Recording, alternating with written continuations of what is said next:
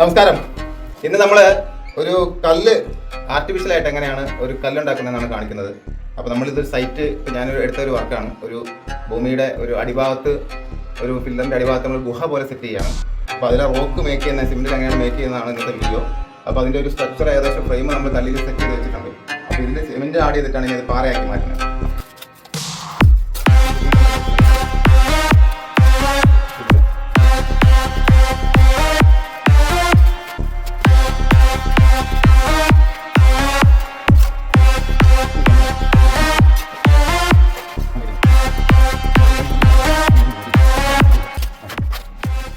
അങ്ങനെ നമ്മൾ പാറയുടെ വർക്ക് ചേർത്തിട്ടുണ്ട്.